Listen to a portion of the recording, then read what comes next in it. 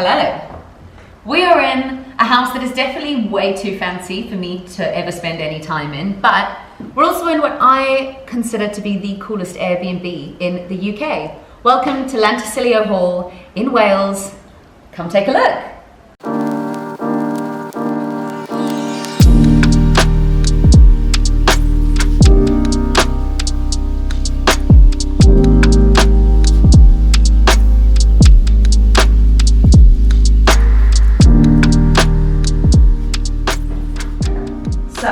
Llantysilio Hall is a Grade 2 listed home which you can find on Airbnb. It's near the town of Llangollen in Denbighshire. Apologies if I butchered any of those names. The house sits right on the River Dee and was designed and built by locomotive designer Charles Bayer in 1867. So you walk in straight into the very grand and very woody entrance hall.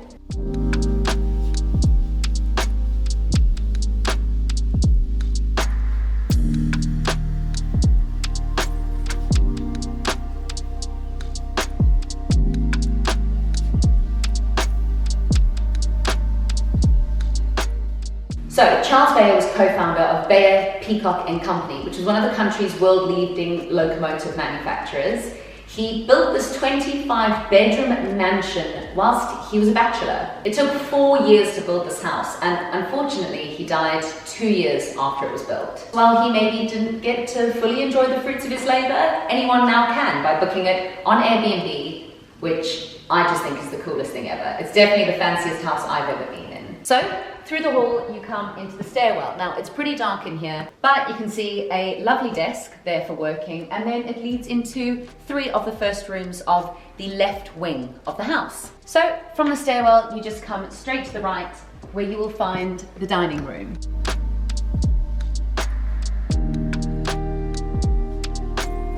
The dining room seats up to 13 people. You can obviously see this green thing, which is just here for protection, but a massive and stunning dining room table. Obviously, you'd want to keep the felt on if you were having a banquet. Wouldn't want to ruin anything in here. In here, you can obviously see the unbelievable grand chandelier just above me. And as with every other room in the house, beautiful artwork, really ornate features, original wood, just absolutely stunning. And then, of course, the painting of the pheasants.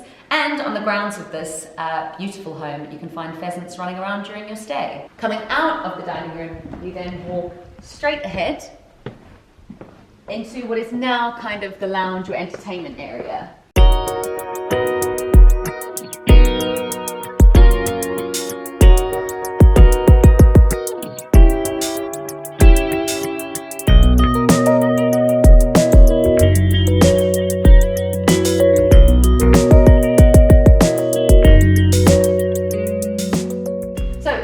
Of the house used to be the women's quarters, so the women's dressing area, but they've actually opened up the 2 spaces to create what used to be the men's and women's into just one large entertainment space. Through these very big and very ornate doors, you can find what I just mentioned used to be the gentleman's dressing area, but again is now just an extension of the beautiful living space with a piano. We have been warned it's out of tune, but we'll certainly give it our best go. Again, everything in this house, from the doorways to the coving to the curtains, is just so fancy, and yeah, you can really pretend you're living in Downton Abbey for a little bit if you do come to stay. Okay, so the downstairs kind of left wing of the property is, yeah, entertainment, dining room, a little bit of working if you fancy the study. Now let's go to the other side.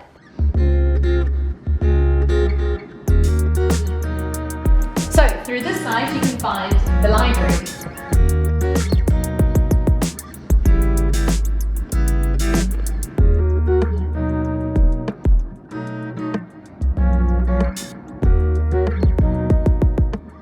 There's some extra seating if you've got kids or just generally don't want to hang out with some of the 27 people that this total property holds. If you're into old literature, there's plenty of it here, but that is not the best part of this room. In any mansion, you've got to have a secret doorway, and that's exactly what this has. I mean, it does get stuck, so they warn you not to try and open it the whole way, but I think that just makes it seem like even more of a secret entrance. So, through the secret entrance takes us to the right wing of the house. Now, obviously you don't have to go through the secret entrance. You can just go through the hallway to get here, but why would you when you have a secret entrance in the library? Through here you can find a bit more of the casual living space. So you've got a massive breakfast bar, or not really a breakfast bar, a second dining room table, large benches, loads of space. Again, the dining room's got space for 13, but the total house has space for 27. So you might want to split up your party for evening dinners. And then coming through here, you've got another seating area, but a bit more of a casual one. You've got a TV, some sofas. I mean, I call it casual. It's still unbelievable. But this might be where you want to come to relax, watch some TV. Although I don't know why you want to look at this when you've got all of this. So coming out of the more casual space, you're back into the hallway, and just over here, you'll find the kitchen. So this used to be the butler's quarter. Through there used to be his bedroom, but what it now is a kitchen. As you can see, you've got your fridge and your freezer in here, plenty of space for your party size. And further down, all of your plates and your cups, your teacups. You've got serving platters, you've got cake dishes, basically everything you could possibly need for serving a party of 27.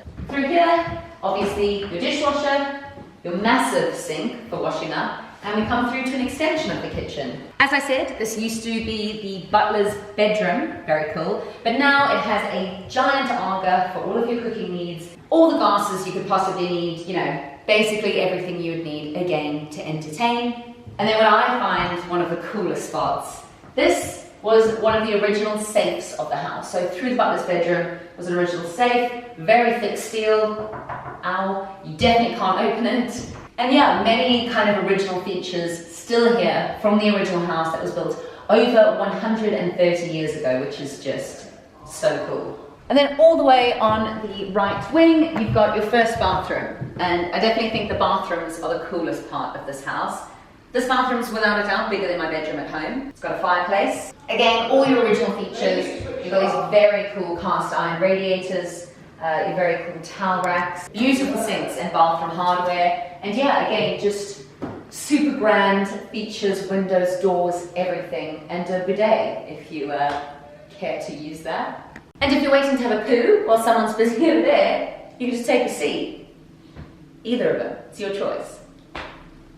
And then downstairs, last but definitely not least, you have a completely separate wing with an entertainment area.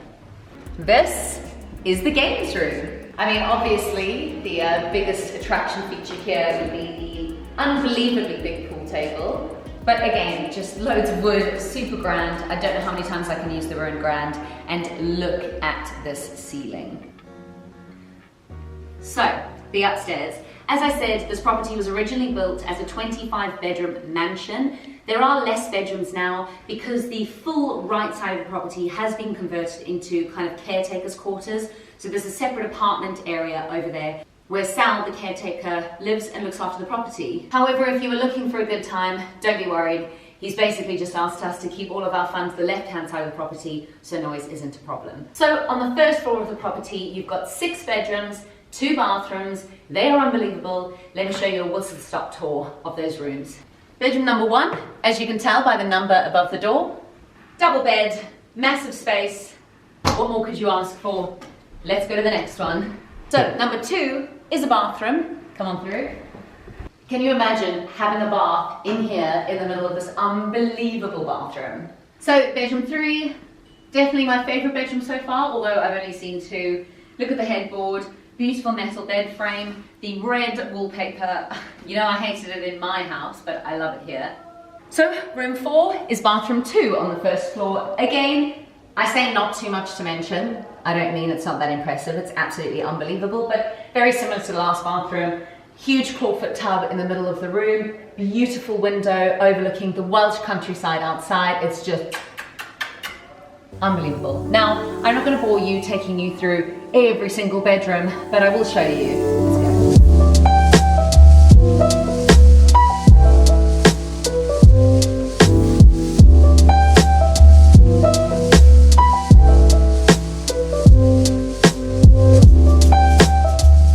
And then up to the 3rd and final floor of this beautiful manor.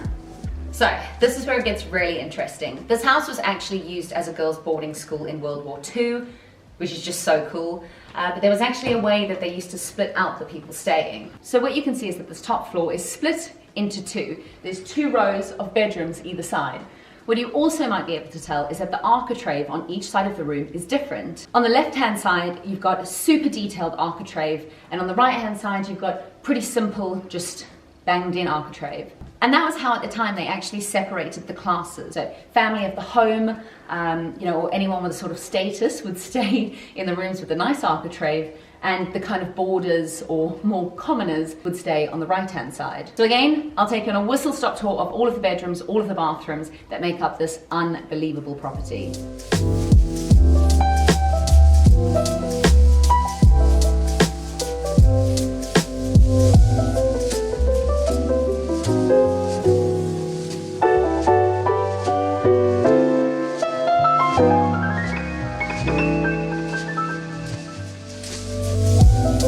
Another thing to note, you know how much I like a skylight in my house. There is this skylight that was built, again, over 120 years ago, and it just lets so much light into this wing of the property. Do I look like an angel? Yeah. Perfect. So I hope you liked that whistle-stop tour of what I'm considering to be the most impressive Airbnb in the whole of the UK. Now, you might be wondering what it costs. So to rent this property in its entirety is about £130 per person for 2 nights. That is when we're renting it, but I do believe that it's actually a higher price during December, and you might be able to get good deals if you rent in January or February, where they tend to have openings and rent the house out for a little bit cheaper. I've taken a look on Airbnb, or at least when I was trying to book this, I took a look on Airbnb, and it really is booked all year round. So if you were interested, take a look and you might be able to find a weekend that works for you. It's also worth noting, if you don't have 27 people to fill up this house, you are able to rent it by the room on Airbnb. They only do exclusive use if you've got 16 or more guests. Now, I appreciate this is a little bit different. Usually you're watching me renovate my own home, but I hope you enjoyed it. And if you do, please give this video a like so I know that I should start exploring more cool Airbnbs in the UK or perhaps the world. And if you were interested in a house becoming beautiful on a much, much smaller scale, you can also follow the renovation of our little house in East London, which we are doing all by ourselves by hitting the subscribe button. We upload videos every single Wednesday. I really hope you enjoyed. Of course, the link to this Airbnb will be in the description below. Other than that, I'll catch you next Wednesday. Goodbye. Say Merry Christmas!